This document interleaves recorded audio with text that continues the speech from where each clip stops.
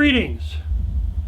My name is Reverend John O'Toole, and I'd like to share an experience with you that I recently had over the last 3 or 4 months. But in all reality, this experience has been going on in my life for a very long time, since I was probably in my 20s. It could even have been sooner than that, when I was much younger, as you could see from my experience, you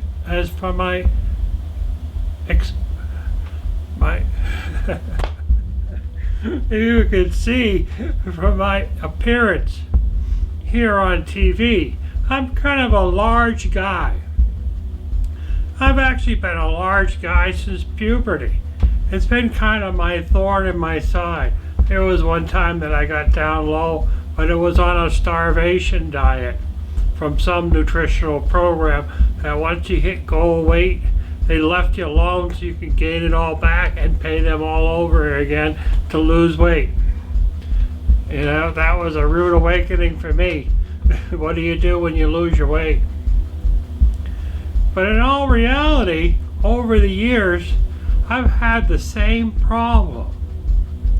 Now, in this day and age, everybody out there probably practices safe sex one way or another. But are you practicing safe salt? And that's what my program is all about. Salt. We love salt. We love salt more than we love sugar. Some of us will say that we don't love salt, but salt and sugar goes great together. And everybody has the taste buds. If you have the right amount of salt in a meal, it doesn't matter how it tastes. And I can tell you, over the years, one of my problems is lymphedema, and that is the collection of fluid in the arms and in the legs, especially the legs. At some point in this video, I'm going to show you a bunch of pictures of lymphedema in the legs. And you either can look at your own feet and see if they're swollen, or you could see it in other people's feet. I tend to notice this in other people's feet now because I can recognize it in myself. Some of the problems with having too much fluid in the legs is healing. If you were to get like a bump or a scratch or a cut, when it's easy to do, walking barefoot, you could step on a Lego block and end up with a wound in your foot. Or you could drop a can of soup on your foot, end up with a wound, and then for some reason it just won't heal. And it could get infected, and then you're in a whole world of problems. Now that's something that happened to me. I'm a diabetic, of course. I don't know if of course, but I am a diabetic. I've been so for a very long time, maybe 20 years, type 2 diabetes. And it's been a battle. And I think I have it rounded up and I got my A1C down, but I'm still large and I can't seem to lose weight. And it's a funny kind of thing. It's a battle that I've been going through for years and years and years. I used to work on copiers and printers over Greater New England and Albany area, driving far and wide. And be that on the road so much, you tend to eat fast food a lot. You think you're getting something healthy, like a salad with chicken on it, you know, or you just get a cheeseburger, and you know, they talk about how low carb this, low carb that. Well, they're low carb this and they're low carb that, but they're full of sodium. And I tell you, you of course now with smartphones, you can go online. You can go online and look up information about your favorite fast food restaurant or your favorite donut shop and see just how much sodium is in the food that you're eating. Now you're going to find yourself amazed, because I find myself amazed. You look up in I have a book here called Food Counts. But there's all kinds of books out there. I'll hold it up a little longer. And you can stop at the thing and look at it. I ordered it from a bookstore. You know which one I'm talking about. But there are other bookstores you can get them at. Or you could just look it up online on a smartphone. And look up. Now the interesting thing for me is that they put me on recently a 2,000 milligram diet. That's 2 grams of salt. Now I don't know what that is in teaspoons offhand. I should have looked it up before I did the video, but I didn't know where I was going to go with this talk. And I still don't know. But 2 grams is not very much if you're putting into a McDonald's. A McDonald's cheeseburger, just a cheeseburger, is over 800 milligrams of salt. The quarter pounder with cheese. If you get a quarter pounder with cheese, with bacon, it's like 1,600 grams of salt. Are you kidding me? 1,600! Now if you got a 2,000 daily allowance and you just got one sandwich, what are you going to do for your other meals? Well, of course you went through a McDonald's or a Burger King in the morning to pick up your favorite breakfast sandwich. Well, there's 800 grams right there. Amazingly enough, there's very little things at McDonald's that you could eat that's less than 800 milligrams, unless you get a yogurt parfait. Even their salads, because their chicken is full of salt. So you get a salad with a chicken and salad dressing, and you're going to get hit with all kinds of milligrams of salt. Most of us count carbs and calories, and we ignore the salt column. Well, hey, don't ignore it anymore. Practice safe salt.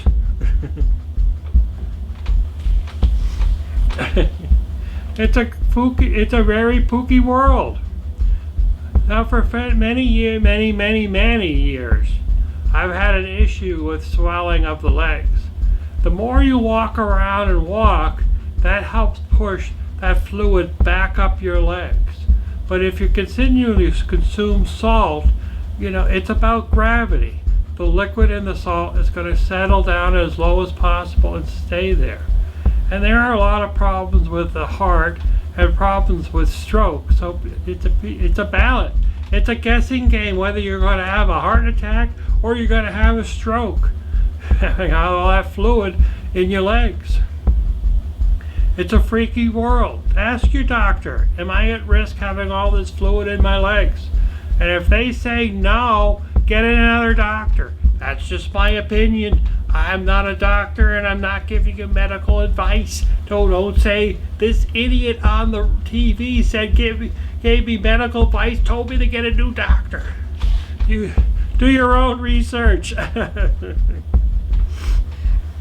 Anyway, I used to travel all over New England. Like I say, I'd have gallons of water in the car, spring water, so that I can drink healthy. I wouldn't be drinking a lot of diet soda, and I'd have iced tea that has no sugar in it because I'm a good boy. And I'd have some chips in the car, to keep me going, or beef jerky to chew on, or just pull into a McDonald's or a Burger King and grab a sandwich and continue on the way, because after all, the customers come first. They don't want to think you're sitting down to a healthy meal that takes a half hour out of their response time. Oh, no. They also don't want you to quit for lunch and leave the machine down for a half hour while you go out to the car and eat something healthy. Just grab a candy bar out of the vending machine and get back to work. So those were my days of 30 years of servicing printers and copiers and not taking care of my health very often. Once in a while, I'd have time to stop. So it is kind of a funky thing. Are you practicing safe salt? It's interesting. Now I have this other book that I got. Both these books, by the way, I got while I was in the hospital and rehab. And why was I in the hospital and rehab? Because I wasn't practicing safe salt.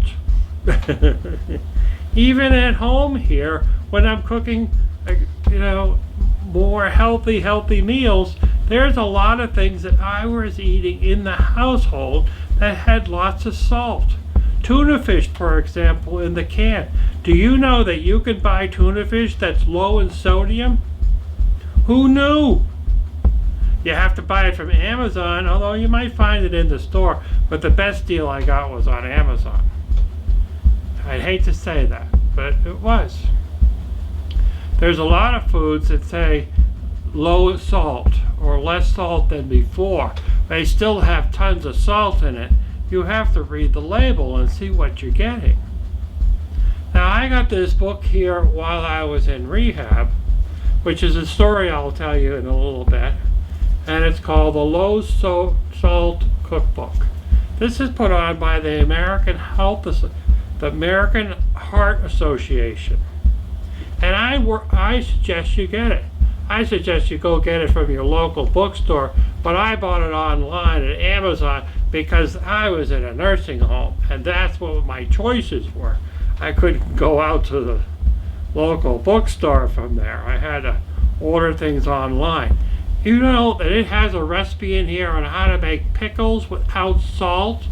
Who out there loves pickles? Bread and circus pickles, bread and sugar pickles? Who out there loves pickles? I know I love pickles.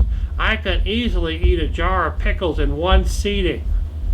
How much sodium do you think that are in pickles in one jar? A lot. You ever go out to dinner or go to a carnival or go to a buffet and you come out and you feel all bloated? Well, you know why you're bloated? Because you ate too much salt. And you think, oh, I'll just drink plenty of water and flush it down. Well, that actually contradicts it. That helps you retain the water because you have so much sodium in yourself. All that extra salt helps you retain water. And you end up bloating and ending up having retention of a lot of water in your system. Now, several months ago, I'll tell you my little story of my recent escapade. Several months ago, I would say it would go back to, well, right now, this is September. So if we go back to last year, and I would actually say it was around September, that I got a new pair of diabetic shoes at the local orthopedic store. Now that store isn't in business anymore, but I'm still not going to mention their names. Now they ended up giving me a whole size smaller. I was supposed to get 11s, they gave me 10s in my shoe. And because I have neuropathy and I don't have any feelings in my feet, I didn't know that I had a size too small. And they created these two little wounds. They're little round circle thingies on the tops of my feet. Now we were using regular first aid to, put a little magic medicine on it, which is the triple antibiotic ointment, and a Band-Aid on it every time I take care of washing my feet and putting my compression stockings on and such. But that wasn't enough. Because of the fluid retention in my body, it slowed down the healing I had. And because of this fluid retention in my body, it was slowing down my healing. And in actuality, I ended up getting staph infection in my feet. But I didn't know that. And it grew and grew and grew. And it wouldn't heal. They wouldn't heal. And I, being as stubborn as I am, and all the wisdom that I had, I chose not to go to, say, a wound clinic.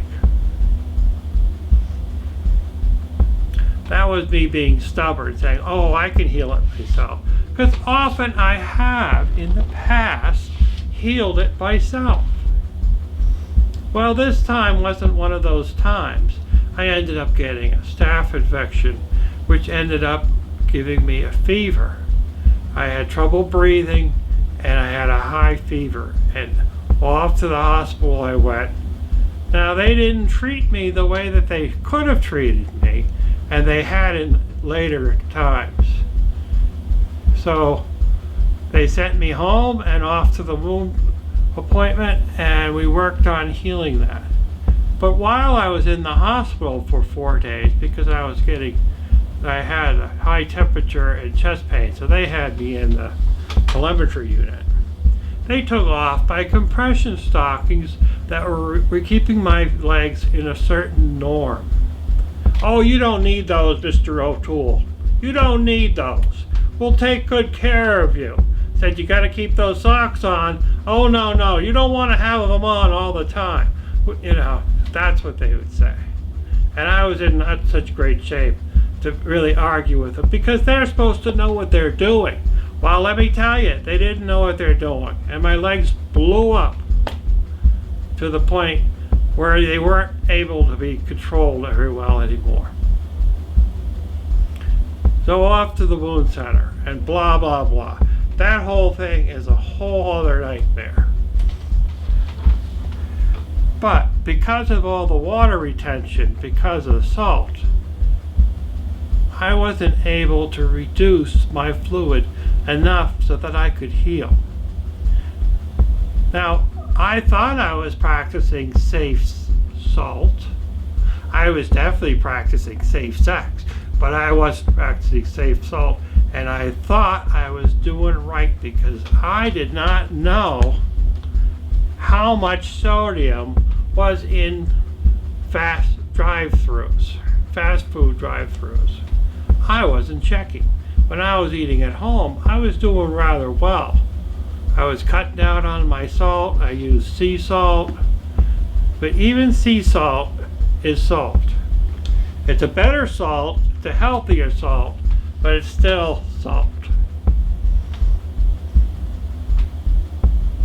So it was doing some improvement, but wasn't doing much, because as soon as I went out and went through a drive-through, any work that I did at home was totally out the window. So here I was again.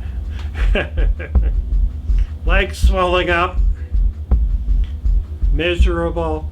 I end up developing other wounds on my feet and my legs because of the retention and unable to control the swelling. And this is what happens.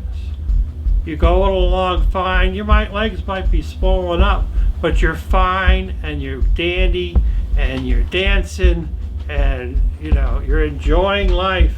But then you get a wound and everything goes downhill, and it goes down fast.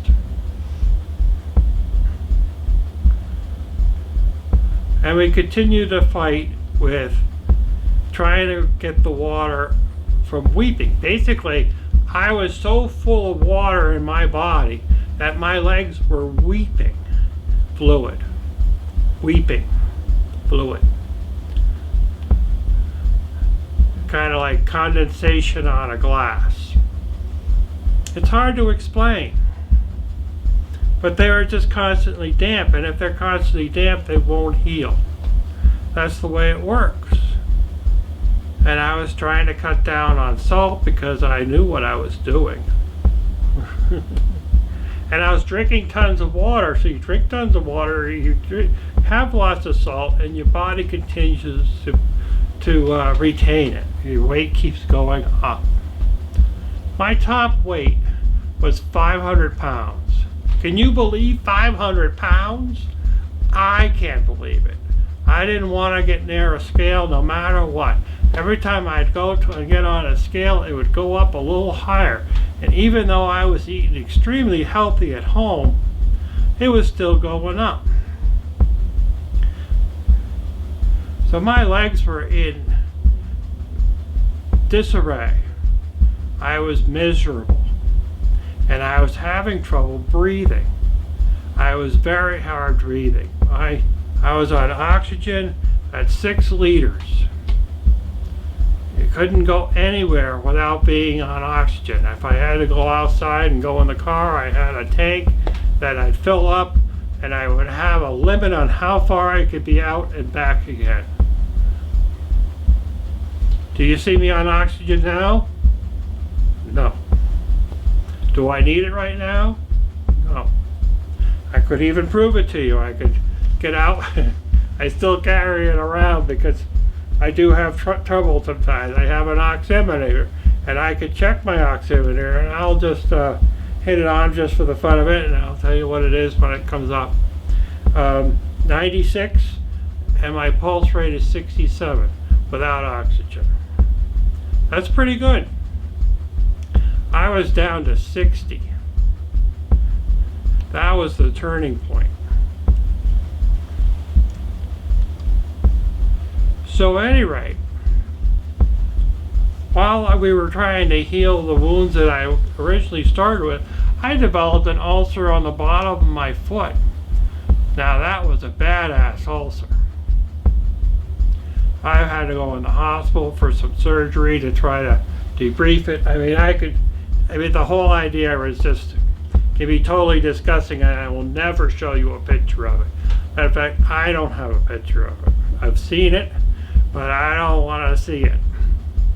And that's, everybody says it's healing. That's what the great thing is. Now it's healing. I was in the hospital for 3 months. That was my turning point in May. On May 28th, Memorial Day, I was in the emergency room, but I was unable to breathe. But let me tell you, just before I went into the hospital, that was the last couple of months, I did some shows, some computer shows, but a lot of them were very abstract. I had stopped doing my FARE readings because I was in so much pain that I couldn't be clear. I couldn't be a clear channel because my focus was on my pain. I was in a lot of pain in my legs from the wounds. And I can tell you, when you're in that much pain and you can't breathe, I found myself in a very, very dark place. Very dark. It really brings tears to my eyes, even now, when I think back to those months that I really was thinking about a lot of alternatives. What would be the nicest alternatives that I could do to end my pain, to end my suffering. I can see why people get to that point in their lives when your lives just feel totally out of place. And that's where I was. And you know why I was there? It was because I wasn't practicing safe salt.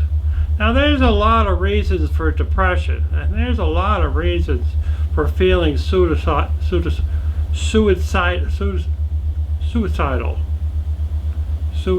You know what I mean. But this was my reason. And I've actually been there before.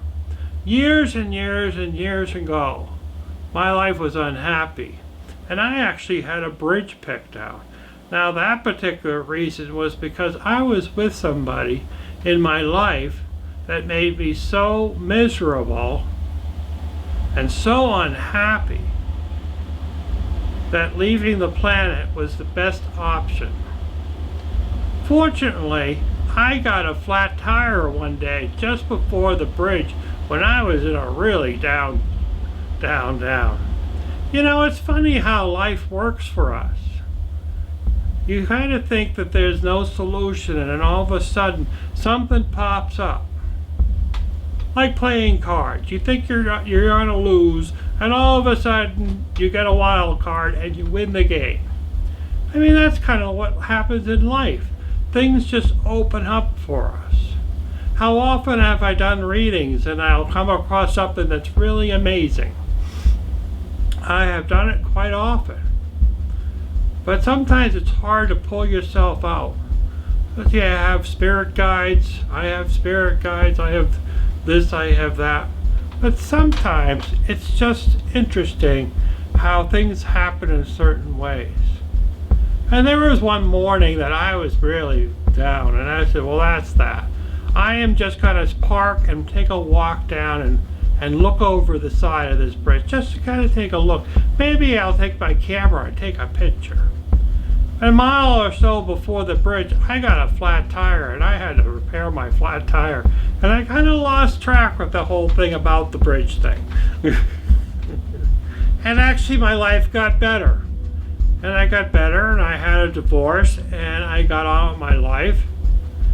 And then I was here. And the same thing happened last spring, if we could call it spring, because I seem to recall wearing my thermals in the hospital. That I was really down. I was very depressed, and I was very down. I even voluntarily went into a nursing home thinking that that would be a better choice, which actually it wasn't a better choice. But what can you say, So my breathing got down to like 60%, and I ended up them calling the EMTs, and I went off to the hospital, and they started getting me better, and they put me in the hospital, and I met this amazing doctor that put me on a high test diuretic and a Foley, which is a pee bag, or that's what we used to call them, and now they call them Foleys. I don't know why they call them Foleys, but they put me on one of those, and I had a water restriction and a sodium restriction and calories kind of restriction. Not really, but how many things you can eat in a hospital that have salt in it. But at any rate, I dropped 90 pounds. Can you believe 90 pounds? You know how much my life has changed for the 90-pound drop? I'm still a big boy, but I can move around. So I was in there, and I dropped 90 pounds, got down to 400, and I had to go into rehab after that, because I wasn't quite ready to go back into go home by myself. I had to kind of learn to do some walking, and I had to learn how to do self-care and a lot of different things. I had to prove to them that I could do, and I could survive at my house. It's kind of, once you get in the system, you have to prove to get back out. But I learned a lot of things. I learned things to do and taking care of myself, and I'm out, and I'm producing videos again. And if you're out there and you're having issues, even if you're thin, it was kind of an interesting thing to be in a nursing home. I won't mention their names, even though, no, I won't mention the names of the nursing home I was in. I thought that their rehab was very good compared to what I was used to in the previous nursing home that I was in the start. That one I would highly not recommend, but I'm not going to mention their names either. Nursing homes are not really designed as a well-balanced care facility. Unfortunately, their budgets that they put themselves on are always not enough staff, and it's really their issues is not enough staff. I was supposed to be on a low sodium diet. I was not on a low sodium diet. Everything was out of cans or frozen, and I was amazed that they could make macaroni and cheese without salt. Well, they just didn't taste like it was salty. After a while, I realized that their foods weren't all that low sodium, unless they gave me something that was all fruit. But even their fruit was canned. Not all of it, but most of it. So the nutrition-wise in some of these nursing homes could really improve.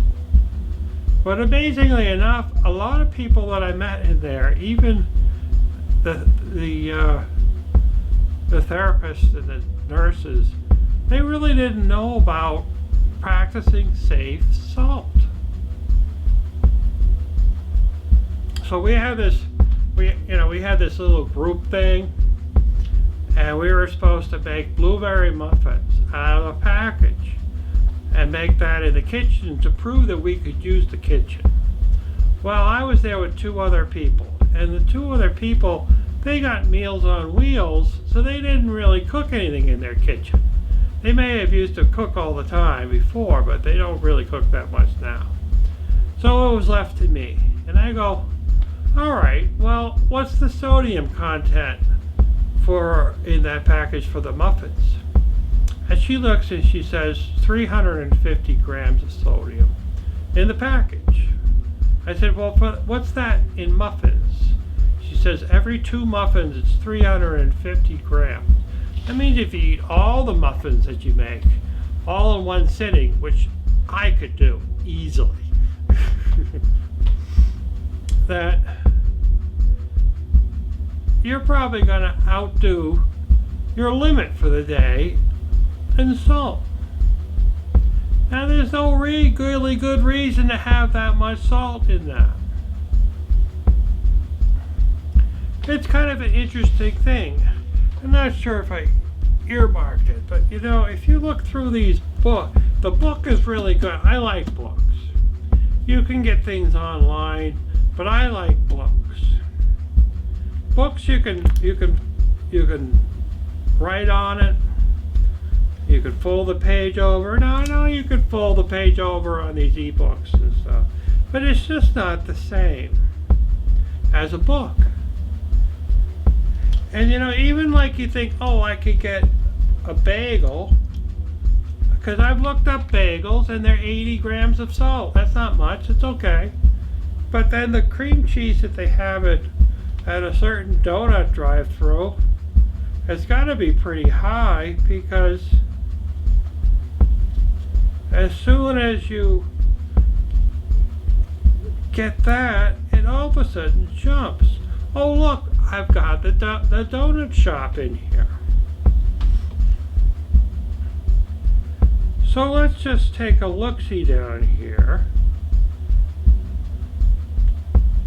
A chocolate frosted donut is 340 grams of sodium. Now that's an awful lot. You know what's actually the best one to get is that French cruller, because it doesn't have much on the inside. Let me see if I could find it here. The French cruller is 105 grams of sodium. Can you believe that? Now the sugar's kind of high, because it has to be. It's 250.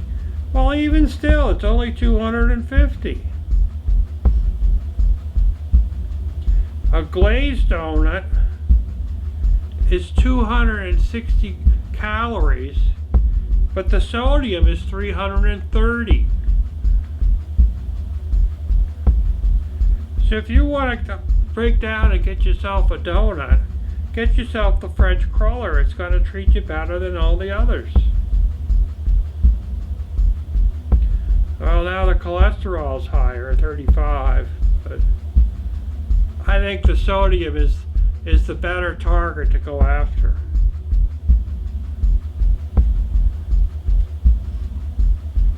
It's kind of an amazing thing. That's why I like books. I think you retain more out of it. You know what's funny is low in sodium is like a chocolate bar. Hershey chocolate bar is low in sodium. Not that I'm telling you to go out and live on them. So a lot of things that are in cans are high in sodium also. Now the healthiest vegetable to eat that's in canned, we kind of learned it for a long time, has been canned beans. You know, like lima beans and kidney beans and gabacho beans and all those. You could buy them in cans. And they maintain their healthiness and their nutrition. But they're loaded in sodium. Does that mean you stop eating beans? Well, of course not. You do is you buy them dry and then you cook them yourself. Just remember to leave the cover off when you're going to soak them overnight, and drain out the fluid. Drain it, throw it away, or give it to your plants. And then cook your beans in an open pot. Don't leave a cover on. If you put that cover on, the gases from the beans will go back into the beans, and you eat them, it'll improve the chances of you're going to have gas. Not saying it's going to eliminate it, but it's going to reduce your chances. And you're going to put some salt in it. Take like a chopstick and poke it into the sand, into the salt, and then put that into the water, and then you're good. Don't put a lot in it. Don't put a teaspoon of salt in your pot. There's no reason to it. In fact, there's no reason at all. Because I think by the end of the time that you finish cooking, there's going to be whatever you add with the beans, it's going to have enough salt in it. It's kind of a funky thing nowadays. If I'm sitting there watching a cooking show, I'm counting the number of times they add something salty into the recipe. And almost always there's a little dish of salt, or they're going to say season with salt. But then down the road they're going to add maybe cheese. Cheese has salt in it. So tomato sauce, that also has salt in it. So if you're adding other products that have salt in it, why do you have to add salt at the beginning? You don't. It's simple. I actually found a Vidalia onion salad dressing that's the lowest in salt. Salad dressing's got a lot of sodium in it because it's a preservative. That's basically why salt entered our diets many, many years ago, decades. Maybe more than decades, hundreds of years ago, it was added to our foods as a preservative. And it's still added. Bacon, salt. Can you get bacon without salt? Well, not over the counter, you can't. Maybe if somebody makes it themselves. But as I recall, you use salt to draw the fluid out of the pork. Ham, salt. Sausage, salt. Cheese, salt. Now here's cheese that you have low in salt, like mozzarella cheese, and you can make your own farmer's cheese that's also low in salt. But generally speaking, cheese has salt.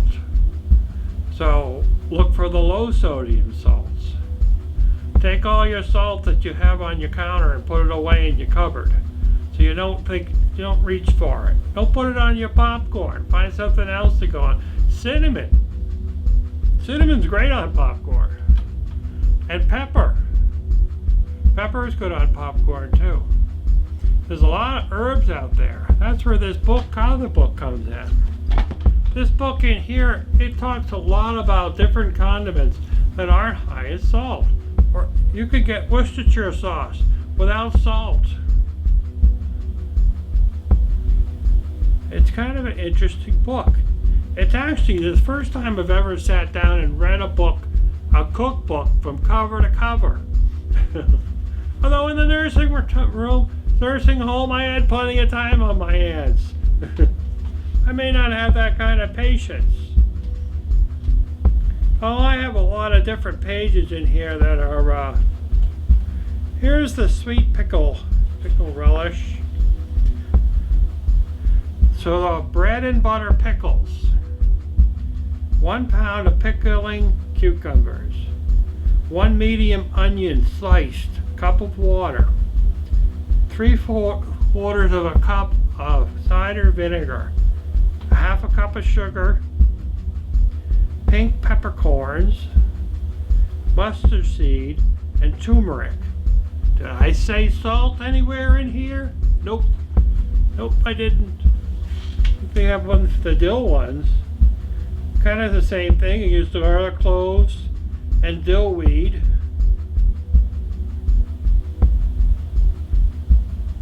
Pickling spices, but I don't think that has any salt in it. I haven't tried these yet because I seem to like to just eat cucumbers the way they are. But there are a lot of great stuff in here. Cheeto Alfredo, I love that. Oddly enough, there's only a teaspoon of salt in this. Not sure where they use it. They probably put it in with the pasta. So it's really easy. This is a great book to get if you don't already have it. And it's put on by the American Heart Association. You can't get a better sponsor than that.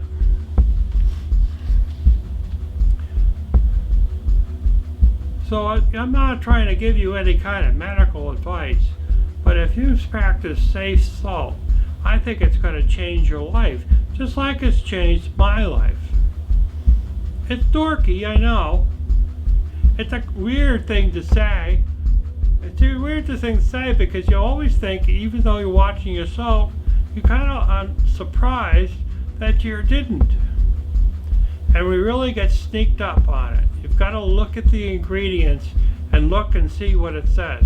Because often what they'll say, there was actually a section in here about that in here. I don't know if I can find it. But it was about the different ranges of salt. Oh, it's right here. Sodium free means 5 milligrams of sodium or less. That's what sodium free. Sorting out the sodium. So sodium free means there's 5 milligrams of sodium or less per serving. Very low sodium is 35 milligrams.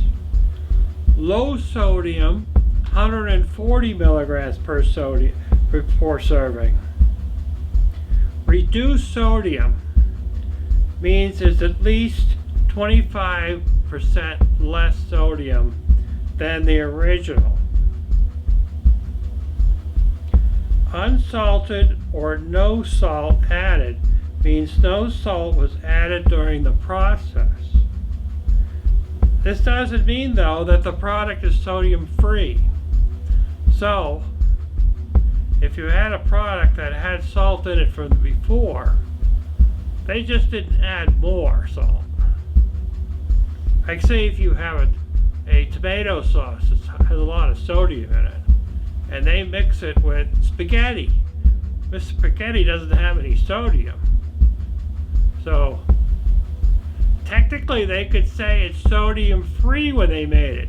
Prepared sodium free. But the tomato sauce is packed with sodium. Hello? Anybody in there? You know, this is the kind of tricks that they play. It's quite the interesting book. Cooking Smart.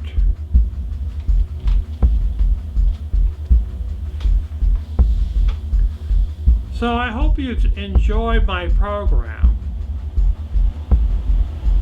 I wanted to share this with you. This is a very personal subject to me, especially the part when I started talking about I was in a very dark place. I don't really like to share that with too many people. Very few. Very few indeed. The last thing you want to do is share it to somebody who's going to have a finger on the button and never let you out or put you on some kind of watch thing that you're never going to go home. Uh-oh. This could be on a watch thing. Well, I'll tell you what. Don't tell anybody you heard this from me. Don't say there's a guy on there and he was talking stuff and I don't know what I should do, but he kind of freaked me out. Well, I'm pretty happy now. I've been quite happy. I've been very happy at home, and actually my healing of my foot has been very rapid since I've come home. I'm wearing a boot. They call it the crow's foot.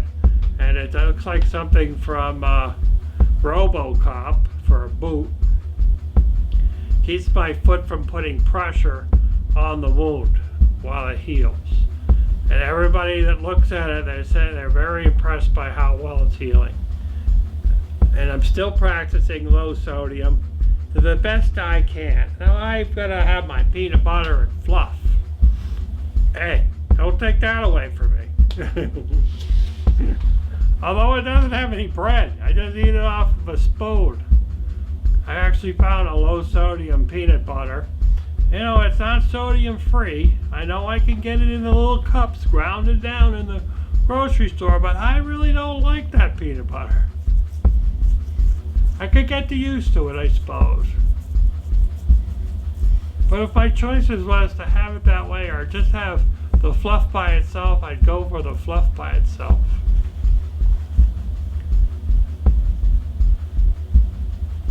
So,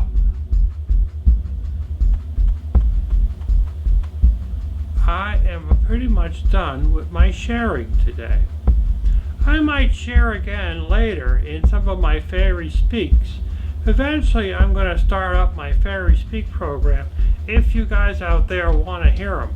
Might just drop an email to the CTSB and tell them a thumbs up on Fairy Speak videos or a thumbs down. We never want to see this guy again. He's crazy. He's a crazy guy and we just don't want to see videos from him anymore. Please stop him.